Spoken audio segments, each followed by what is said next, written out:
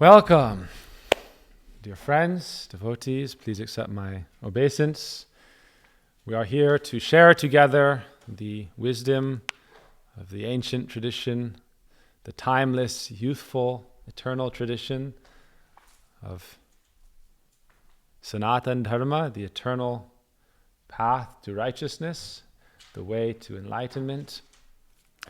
This is coming from the sacred text, the Bhagavad Puran, which is considered the ripened fruit of the tree of Vedic knowledge. The different Puranas describe subject matters pertaining to different stages of life, according to the different desires of living entities in those stages of life. Sattva, goodness; rajas, passion; tamas, ignorance. However, the Bhagavad Puran is considered the ripened fruit of the tree of Vedic knowledge because it does not pertain to the stages of life within material duality. Goodness, passion, ignorance are all considered to be shackles that bind the living entity to attachment and samsara, material existence. So sattva gun, the mode of goodness, is considered like golden shackles. Rajas is considered like silver shackles, and tamas is considered like iron shackles, but shackled we are. So Bhagavad Gita, Krishna says, Traigunya Vishaya Veda Nistraigunya Vavarjuna, or Arjuna.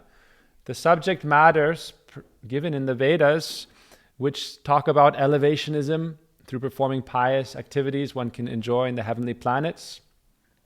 These flowery words described give the living entity some platform of dharma, understanding of God and the relation of the soul, yet it is still based on material sense desire and the duality of life in samsara, based on the concept of good and evil in this world.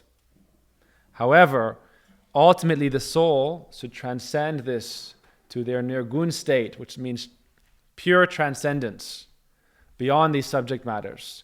Therefore, the Bhagavad teaches the transcendental subject matter. Therefore, the second verse of the Bhagavad says, Dharma projita kaitavatra paramo nirmatsaranam satam vedyam vastava matra vastu shivadam. That this Bhagavad is Shivadam, the most auspicious. Shiva means auspicious. It is the most auspicious because it is beyond all duality of material life. Paramatsaram nirmatsaram. It is completely pure and spotless because it is not some kind of karmic exchange of transactional life. I will do this and I will receive this material benefit. It's completely transcendental. Therefore, within this Bhagavad specifically, this section we're discussing is specifically that path of the ultimate renunciation of attachment to worldly life. The 24 gurus we're discussing here are the 24 gurus found in nature, showing that we can learn from anything in life if we have that inquisitive mind, if we're looking for the spirit. There are 4 essential verses of the Bhagavad. In the 4th verse it says we should seek the spirit in everything, everywhere, in all activities, both directly and indirectly, knowing that God is present, the spirit and the energy of God is present everywhere. And therefore we should seek it out. We should have that beginner's mind, that student mind, that innocence, that childlike grace that allows us to learn. We want to be students. When we stop becoming students, we start becoming old and cold. But when we're students, we're young and fresh. Kishore, Kishori. It means youthful. Here on our altar, Radha and Krishna are surrounded by their eternal, youthful associates. There are no gray hairs in Radha and Krishna. They're youthful. They are not king and queen, they're prince and princess. Right? They are empress, Vrindavaneshwari. But why? Vrinda Devi is saying, oh, Radharani, you are superior, I'll give you the position. So Vrindavaneshwari, Vrinda is named her Vrindavan, but she gives to Radharani. The point here is that this Dattatreya is the greatest sage, but he had the humblest teachers. He accepted his gurus in nature. His guru was a python, a snake. A spider was one of his gurus. He said, oh, this spider is my guru. A tree was his guru. A mountain was his guru. A moth is his guru. A prostitute is his guru. A simple girl in a village with bangles on her hand was his guru. An arrow maker or craftsman was his guru. He found his gurus everywhere because he also knew that God in his heart is also his guide. And he was, because of his mood of purity, cleanliness, inner purity, and clarity, then he could see and follow that guide within. And so he is the ultimate example of sannyas. Therefore, this canto, the 11th canto, is the dialogue between Krishna and Uddhava in this section. And it's considered the cap of the Bhagavatam, like the crown, to protect the helmet, to protect all this knowledge. So these 24 gurus is the first part of the dialogue between Krishna and Uddhava. So you see how significant this section is. Krishna is having a discussion with his friend Uddhava. This is after the rasa dance. So the rasa dance is considered the culmination, the highest pinnacle of the achievement of the soul, to dance with God. That is the highest pinnacle of the achievement of the soul. To transcend material life, duality, separate from God, and to say, I am united with you through yoga. The yoga of love makes us united with God, and we say, oh, what do we do when we are united with God? We dance, right? We learn to dance. You see our masters, our gurus, expert dancers. Swami Prabhupada, the Swami step, famous around the world. Our Gurudev, our Vaishnav Thakur, Prabhuji, expert dancers. You see how they dance? Like experiencing those moods of love for Krishna and then dancing as servants of his divine energy, servants of Sri Radha. So the pinnacle of the achievement of the soul is not to be a great master, it's to be a great dancer, to be a great singer, to be a great instrumentalist. These are the chief three arts in spiritual life. But we can dance in many ways, right? One of the gurus is the craftsman. In the later section, one of the 24 gurus is the craftsman. It said that a parade was going on outside. He was so focused on his craft, he didn't even notice. He was making his arrow. So you're dancing with God by doing your craft in loving service, in engagement, in service to the whole. One of the gurus is, he said, the first guru is the earth herself. Why is the earth the guru? See his mother? Mother is first guru. But you should think, I am now on the earth. You know what the Vedas teach us? Why are the Vedas such a holy text? The Vedas teach us in the morning when you walk outside, you should offer obeisance to Mother Earth. And you should apologize for wearing shoes on her body. Say, sorry for wearing shoes on your body. Forgive me. I offer my obeisance to you, Mother Earth. I'm walking in your soil. I am like your child. A mother forgives the insults of her children, like a child may pass stool on her lap, but the mother feels no insult. So I am walking on your earth. I am breathing and eating and living. But what I learned from you is to be tolerant, to be sober. Dhira. This is the first thing we learn from the earth. What does it mean to be dhira? Prahlad Maharaj says this word. Rupa Goswami quotes this word. Krishna says this word. Dattatreya says this word. Dhira. He doesn't say Vaishnav, he says dhira. Rupa Goswami says, dhiras. If you can learn to tolerate your urges of your senses, you can become a human being, not just an animal. What are the animals? They cannot tolerate their urges. You have an urge, you act it out. A human being, when you grow up and you mature, you learn to subliminate your desires. No, I should not do this. And I can use my higher intelligence to restrain my mind. This is not good for me. This is good for me. I will do this. This is not good for me. I will not do this. Dhira. What does Prahlad Maharaj say? Yan maitunadi grihameti sukham hitu cha vishayancha dhira. Those who can tolerate the urges of the senses, to enjoy in the objects of the senses, they become dhira, sober. We learn this from the earth. You look at the earth now. How many crazy things are happening in Mother Earth? Imagine you were Mother Earth and you had to deal with it all. How would you do it? You have wars, you have violence, you have murder, you have horrible, horrible things going on.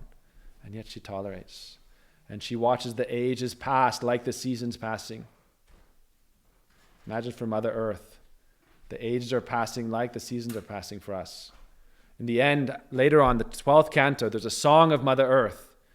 And she's saying, I've seen so many petty tyrants try to rule the earth, try to control me, conquer me, and what happens? Said, oh, they're like building sandcastles, and then the tides are washing them away. All those so-called great powerful rulers, whether it's in religious institutions or material institutions or politics, you think you'll rule something? You look at the clouds. They come, they go. Where are they now? One cloud thinks, I am in charge of this area. And then the wind comes and blows it away.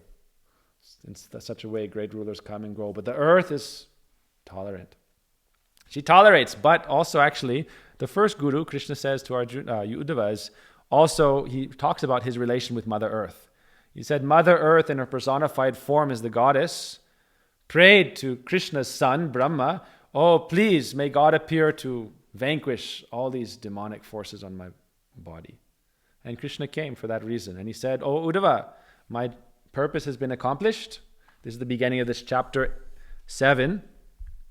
Chapter 7, Canto 11, I believe, yes. Krishna begins to speak with Uddhava. He says, I have fulfilled my purpose. I've come to the earth. I have relieved her burden. So soon I will leave. And I will also take away my clan, my associates, the Yadus. So it's a very interesting discussion. Krishna is showing actually the path of renunciation himself. He's saying, I'm going to leave this world. And after I leave, Kali will come. Kali means quarrel. The age of quarrel, the age of fighting. And we think we'll stop and we'll make a peaceful society. And we'll create eternal peace in this world. This is also the madness of the foolish mind. Yes? We'll create peace on earth. And everyone will live and laugh and joy and right. Oh. It will be 1966 forever. And we'll all have flowers in our hair and live in San Francisco. Yes? Sounds pretty good. Yes. You have to go to the spiritual world to have flowers in your hair forever. In Krishna's eternal land, Vrindavan, we can have flowers in our hair forever. Otherwise, Krishna is saying, I will leave. This is the beginning of this chapter. Krishna is saying, look, I have fulfilled my purpose. I am here visiting. My eternal home is the spiritual world because we are spiritual beings. We are Atma, we are spirit. This land is the land of Maya, illusion. And we are trapped in this world of illusion and we are living our life, no problem. Yes, Karma Kanda is there. Yes, enjoy, do this activity, go to heaven, enjoy more, then come back to earth and do this and enjoy and enjoy and enjoy and enjoy. When you are materially exhausted from all this sense enjoyment, then you come to the path of Bhakti Yoga. Tasmad, therefore, Gurung Prapaddeta, I surrender to Guru. Why? Jigyasu Shreya Uttamam. Now I'm ready to inquire about the absolute, transcendental life. Shabde Pare Chanishnatam, those who are versed, who are fully realized in the scripture. Brahmanya Upasamashram, who are connected to the absolute truth, Parabrahma. I will inquire, why Tasmad? I'm exhausted. I have tried to enjoy in this world for countless lives, wringing out every drop of enjoyment. Prahlad Maharaj said, like what? Our bodies are like cane, stalks of cane, and we are putting it through the press again and again, trying to get out every drop of enjoyment from this body until we die. This is our life. There's this example. It said, chewing the chewed. What are we chewing? Like a camel is chewing on thorns, and blood is coming in the mouth, and we're drinking that blood and thinking, oh, it tastes so nice.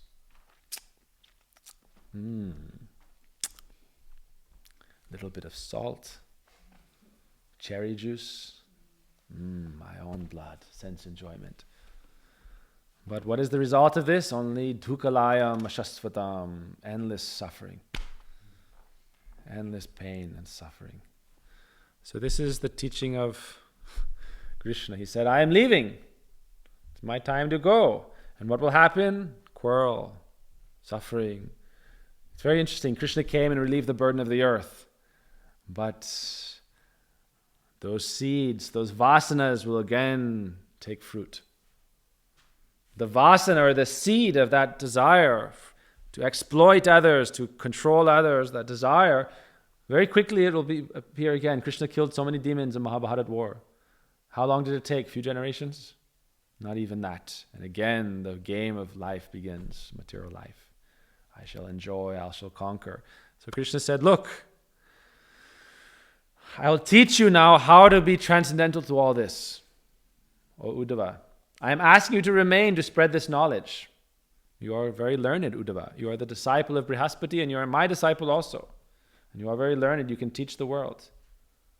But ultimately, what should you teach? He also wanted him to teach the glories of the gopis in Braj. Uddhava is a very special character. Ultimately, he taught the glories of the gopis. But the reason these 24 gurus are important to learn from is because we need this knowledge so that we can understand properly what does it mean to be with Krishna, to dance with Krishna. What does it mean to actually dance with God? You must become situated on the transcendental platform.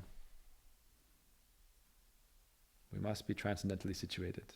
Therefore, we have to learn this path, paramatsar nirmatsaram, completely, spotlessly pure. Then we are elevated to that transcendental position. In the meantime, what do? Yes, Rinda? Live our life. We smile. We're happy. We serve. But this is not my teaching or anyone else's teaching. This is Krishna's teaching. It's Uddhava Gita. Krishna's Gita, Krishna's song. He says, my dear friend, oh my dear friend, I'm not telling you this because this is what you want to hear, what will make you feel good. I'm simply telling this to you because this is what is good for you, because I love you. Right? Ultimately in life, we have to withdraw our senses from the objects of the senses, the external world, and go within to the Atma, to the soul, and to Paramatma, the Supreme Soul. So Krishna tells him, look, I will not remain here. Once I leave this world, what will you do? I want you to stay. You are pure. But now in this age, people will be addicted to so many types of activities that are causing harm to each other and to the planet. But what should you do? You should give up all other attachment, even to your own friends, relatives, and offer your mind one-pointedly to me. Seeing me everywhere, being connected to me, you should wander the earth with equal vision to all, and you should serve for the benefit of everyone. O Uddhava, what you see, this material universe you see, with your mind, your speech, your ears, your eyes, it is all manifestation of the illusion. It's all illusory. Due to the influence of Maya, my bewildering potency, which is giving the souls in this world what they want, which is to play in the world separate from me. The world of samsara, the world of temporary, the games of life. When your consciousness is bewildered by this, then you see in material objects, you're weighing everything. What is the value here? What is good for me or not? The mind is doing this. This is the function of the mind. You look at everything and think, what is good for me? What's its value for me? But really, because of this mentality, you're stuck on the platform of material good and evil, right? Everyone thinks they're doing good. In the meantime, everyone is doing bad. I'm killing someone and thinking, oh, I'm serving God. I'm harming someone and think, oh, I'm serving my God. But they're saying, I'm serving my God. No one is serving God. They're only serving their own material desire.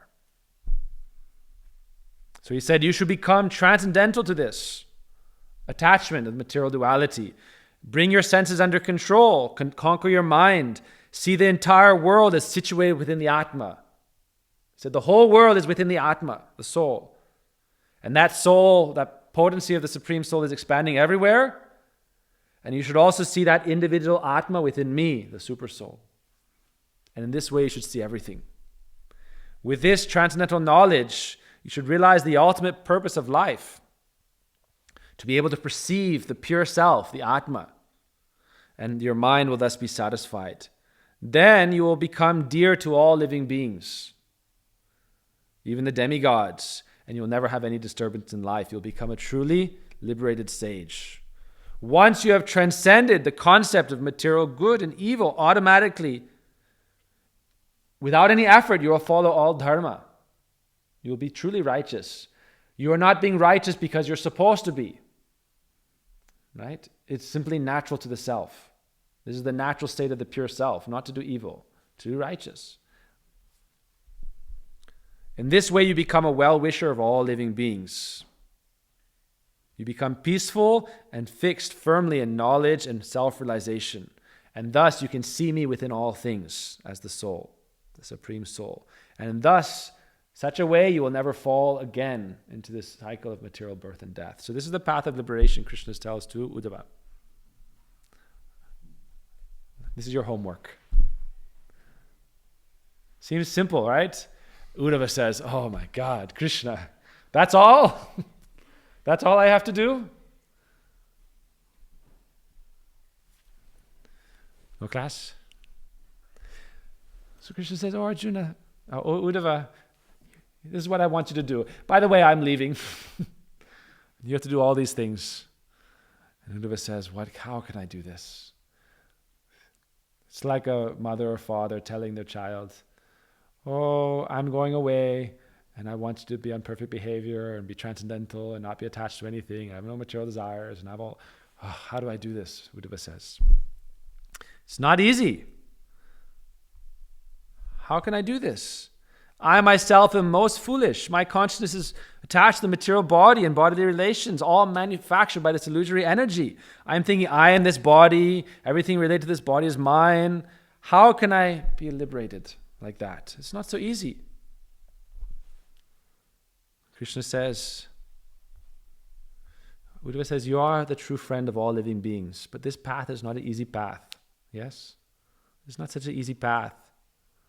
But Krishna says, okay, let me tell you a story. Then Krishna tells him this story. He says, you can learn from this great sage. He tells many examples here. Basically, Krishna's instruction is that he tells the story of human life. In the human form of life, those who are self-controlled and expert in the science of Sankhya. Sankhya means the knowledge of things. What is truth and what is false? Right? You can learn. And you can learn to see me. Then Krishna says, very interesting. He says, if in this world there are many beings. Some have one leg. Krishna then tells him this. There are many beings with one leg. What's a one-legged being? Okay, good. Some have 2 legs, 3, 4, more legs. Still others with no legs. But of all of these, the human form is actually very dear to me. He says the human form of life is very dear to me. I, the Supreme Lord, am never captured by ordinary sense perception. Those in human form of life can use their intelligence, their faculties of perception, to directly search for me through both direct and indirect means and symptoms. So he says, therefore, human life is very dear to me. The soul is migrating through all these different species of life. Sometimes we play. There's a snake, no legs.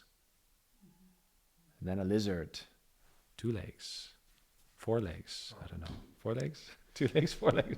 Maybe a cartoon lizard has 2 legs. I don't know. Some 4 legs, I guess. Geckos. What has 2 legs? Human.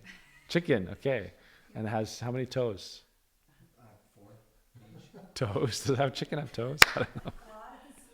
Okay. So then Krishna says, okay, let me tell you a story. He says, once there was this great sage, Dattatreya, and actually he met with a great king named Yadu. So Krishna is actually telling the story of his own lineage. it's very interesting because Krishna just told Uddhava, oh, actually, I'm going to wipe out my entire race. Let me tell you a story of my great-great-grandfather, by the way. Pay him some homage. Krishna told Uddhava, right before this, he said, Dear Uddhava, I'm leaving, and within 7 days, the ocean will rise up and destroy and inundate my entire city that I created. Dwarka, the greatest city known to man. Like magical, mystical city. He said in 7 days, the ocean's going to rise up, destroy it, and all my family line is going to kill each other in a war. There's the story of that, right? By the way, let me tell you a story of my great-great-grandfather. A great king, Yadu, was once traveling, and he met a Brahmin, Avadut. Avadut, like Lochan Maharaj. Right? Completely detached from everything in life, wandering, ascetic. Right? Fully self-satisfied. This is a compliment. You're a sage-like person. So, he was quite young, learned, and wandering fearlessly. Like Sukadeva Goswami also, right? Wisdom doesn't necessarily, or you are old and you are wise, or you are young and you are wise. You have old souls. So he was young, but he was wandering. And the king met him and said, oh, it's very interesting. He said, I don't see you doing any religious activities. We think doing religious activity means we're doing arti, we're doing yagya, we're doing puja. He said, you are just wandering the earth. I see you are very happy, very peaceful. Tell me, dear sir, you appear very intelligent. You are traveling throughout the world freely, as if you were a child. Indian culture, that's one of the reasons the Vedas and Indian culture is very great, because it supported that lifestyle. In the West, we call it just being a bum. And in India, you can just go and knock on doors and ask for alms. Have dreadlocks. Bhiksham Dehi, give me alms. We can try that here, right? Knock, knock, Bhiksham Dehi. Yes, how many? I'll give you lead. Give me alms. I'll give you lead. So, generally, human beings work hard to cultivate dharma, religiosity, economic development, sense gratification, knowledge of the soul, right? We think this is very important. We have to acquire this knowledge. But what is the motive? We want to increase the duration of our life, to acquire fame, and to enjoy opulence. That's our aim. But you are wondering very happily, why is that? So Krishna is saying, oh, this great king Yadu spoke and offered his head, bowed his head. So he was a righteous king. And the Brahmin, pleased with his attitude, began his response. You can imagine this. Very beautiful, effulgent, peaceful person, right? Some people you can see, they're just at peace. And he said, actually, I am very happy because I have so many gurus. We all want to be guru, but actually to have many gurus, this is opulence. This is wealth. The wealth of many great guides and teachers. I have taken shelter of 24 gurus. 24 gurus. First guru, Guru Mata. Prithvi Mata, the earth is my guru. The air is my guru. The sky is my guru. The water is my guru. Fire is my guru. The moon is my guru. The sun is my guru. This is very big cosmic ideas, right? The earth, the air, the sky, water, fire, moon, sun, and the pigeon. Oh, it's like, yeah, the moon is my guru. I get that. The sun is my guru. Cool. Water, all water everywhere is my guru. Yeah, the earth is my guru. The pigeon? Imagine I like to think of Dattatreya Rishi is sitting there and he's just looking at the pigeon, thinking, oh, pigeon G.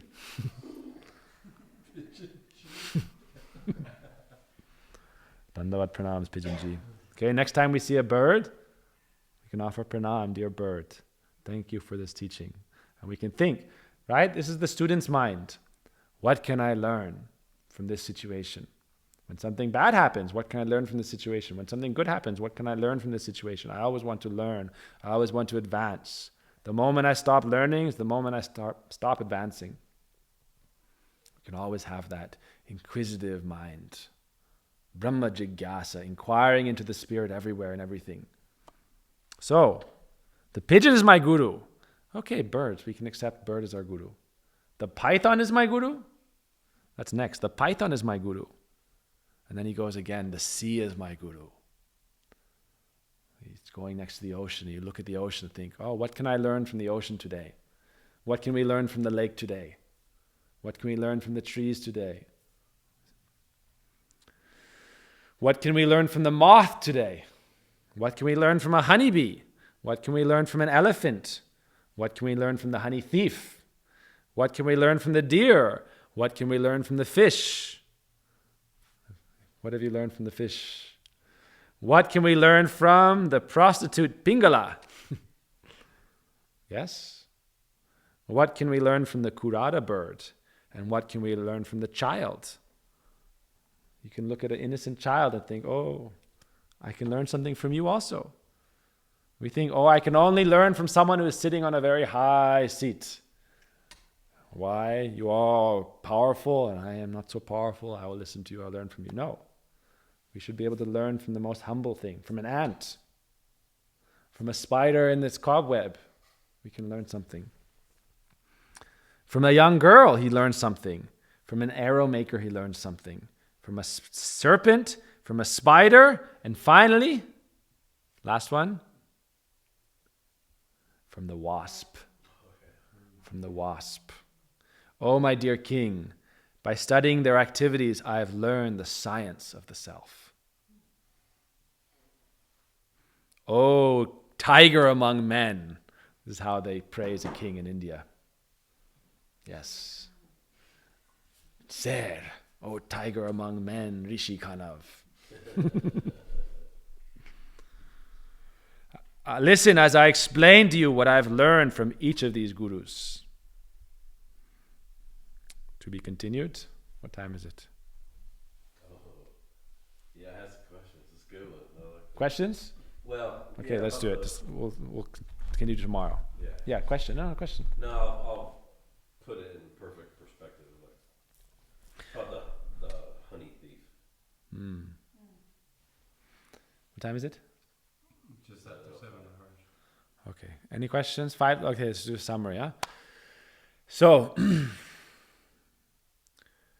it's very important, right? We can learn to be... I think the main thing I'm taking from this is that we can always, even when we're in a very advanced stage, we can still have that inquisitive, curious mind. We can still be a student. We can still learn, right? That curiosity. Curiosity liberated the cat. Those who are not realized saw that the cat died. Really, the cat was liberated. Curiosity liberated the cat. Atato brahma jigyasaha. Now I shall inquire into the absolute truth. This is the secret of this sage. So Krishna was telling Uddhava, you should become liberated. Be on the liberated platform. We say liberation is important? Yes. What is liberation for a devotee? Krishna bhakta nishkam ataiva shanta. Bhukti mukti siddhikami shakli ashanta. Peace. It's a platform for liberation. Krishna's devotees are ultimately peaceful. Why? No material desires. Krishna bhakta nishkam ataiva shanta. Therefore they are peaceful. Bhukti mukti siddhikami shakli ashanta. Everyone is restless and has no peace because they're only desiring. Material desire is the cause of all our suffering. One of the teachings of this sage, he says, like the air, I am happy just being alive. This is one of the things he learns from the air. The fact that I am breathing, alive, for us, I would say, the fact that we are with spiritual family, with like-minded people, I remember we had a friend visit here maybe a year and a half ago. He said, because it was during COVID, he was in the city and it was very difficult. And he said, I'm just so happy to be with people able to share food together. And I said, yes, good company and good food. No, he said, just food and company. Right? I said, good food, good company. He said, no, just food and company. Right? We are living, we are breathing. We set our expectations so high, I feel we can learn a lot from these 24 gurus nowadays because we can learn to become peaceful in life, like this sage. Ultimately, I think Krishna is teaching Uddhava about peace, inner peace. Because Uddhava is saying, we're going to be so restless and so disturbed. Why? The cause of restlessness, the cause of disturbance is only vasana, the material desire. Therefore, what do we pray? O Nitai. Ar kabe Nitai Chand, karuna hoi bhe, sangsara basana mora kabe tucha habe. Sangsara vasana mor kabe. When will my vasana, my material desires for enjoyment in this world become very insignificant? What will happen then? O Nitai, please, O moon of Nityananda Prabhu. When that happens, what will then? Vishaya chadiya kabe shuddha habe mana kabe hama herabho Shri Vrindavana. This is why Krishna is telling about these gurus in this 11th canto. It's painful, it's difficult. But why he's telling is because I want you to enter the rasa dance with me. I want you to dance with me. That's what we were talking about before. Come to my abode. Come be with me. But are you ready to come? Are you ready? Some point in life you must make that choice. That's why Pingala is one of the gurus, the prostitute. The story of the prostitute is that she was waiting, dressed up very nicely. Waiting. Oh, maybe this man will accept me. Maybe this man will accept me. It said that one day, she'd been doing this for many years. One day she was out. There's many stories in scripture of the gold-hearted prostitute. Many stories in scripture. It's actually considered almost cliche. There's so many stories. Doing her job, it's called the oldest profession. Doing her work, but she was getting tired of this job, and she's looking, this person will come all day. And then she thought, stupid life. If I could just offer my heart and my soul, little bit, this much to God. How much? I don't have to wait for God. He is right here. I am waiting for outside gratification, for maintenance. But what I am looking for is right here. Oh Hari, Bhagavan. Hari means he who steals away all my suffering, all my pain. He is not outside. I don't have to wait for him and say, come. I'm looking outside. He's right here. And then she offers beautiful prayers. And this Rishi was watching and saying, oh, you are my guru. You are my guru. This is also a story of Chintamani, Bilu Mangal Thakur. He was going to her and she was dancing and singing. One day he went to her, he climbed. Briefly we'll tell the story, okay? Bilu Mangal, a great sage, but before he was renowned as a great sage, he was very attached to this lady, Chintamani. One time after his father died, he was supposed to be doing the final ceremonial rites for his father. But he was so attached to this lady, he left. Imagine, his whole family is waiting there for him to do the final rites as the eldest son. And he left, and then a storm came, and he swam across the river in the storm on this, what he thought was a log of wood. And he got to the other side and saw it was a dead body. He was floating across the river. And then he went in the storm, and he climbed over the walls of this lady's house, and he thought it was a rope, and then he looked, it was a snake. And then he fell down in the courtyard on the other side, and the commotion brought the lady and her attendants, and she saw, fool! She brought him inside, gave him a cup of chai, and then said, fool! You fool! Your father just died. You're supposed to do his final ceremonies, and instead you're coming to me? If you had 1% of the love for God that you have for my body, you would be liberated. And he said, oh, you are my guru. Chintamani, Jayashri, Somagita, Guru Me. You are my guru, Chintamani. And then he left and became a mendicant. And very shortly after, Krishna became his guide. He took out his material eyes. Krishna caught his hand and brought him to Vrindavan.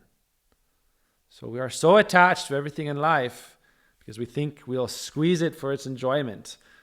But real enjoyment is with Krishna in the spiritual world. In our path. There are other paths also. But real enjoyment is on the liberated platform of life, where the soul's true home is. Krishna is saying, why am I leaving this world and going home? Because you should also leave this world and go home. Because this is the true home for the spirit. The spirit should be in the spiritual world, not the material world. The spirit is spiritual. Why are we trapped in matter? So I am leaving so that you can also learn this lesson and you can also come to be with me. That is your true home. So Krishna is teaching like that. Therefore, he is giving this instruction. If you want to be there in that rasa, then, O Uddhava, you must learn this and you must teach this. And therefore, ultimately, after teaching all these things, then you should also teach the glories of the gopis. And leave everything. To be real sannyas means to leave everything and follow the gopis in this age. Vikritam rajavidubhi ridam cha vishnu shradan vito anusuyaratavarniyad bhakting parang bhagavati pratilabhya kamam hridrogamasu apinoti achirena dhira. Dhira. Another place this word comes.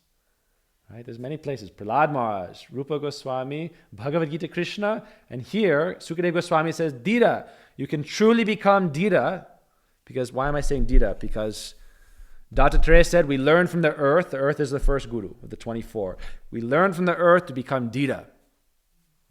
Dhira means sober, tolerant, patient, steady-minded, Dhira. Sthita pragya, steady-minded sage. So we learn that from the earth.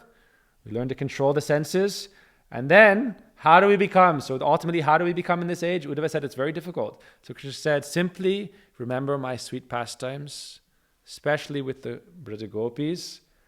And hear from those who have relationship, who have faith, and who have love, hear from them about my pastimes. Develop attraction for me. You cannot rid yourself of material attraction. You can develop spiritual attachment, spiritual attraction, then automatically everything else will gradually go away. You cannot fight the darkness by entering the darkness. You fight it by serving the light, entering the light, and then the darkness is not in your life. That is ultimately our message. Don't fight darkness with light. Simply be part of that light. Then you don't even have to fight darkness. That Maya will always be there. That is ultimately this message of renunciation. That Maya will always be there. Suffering will always be there. Illusory life will always be there. But our choice is how much we want to participate in it. And we can also participate in that spiritual life and spiritual joy and bliss. But first we must become peaceful. Shanta. Dhira, like the earth. Tolerant, like the earth. And in our path we do that by Krishna Katha. This is Krishna Katha. Why? 11th canto, it said, without hearing from the 11th canto of the Bhagavatam, we can never understand Krishna's pastimes, 10th canto. Therefore, the 11th canto is protection, the helmet to put on our head, to protect our head, so that the arrows and slings of Maya cannot penetrate. So we need a helmet and a chest armor for our heart and for our head. So that's the 11th canto. For Premanandi Hari Hari.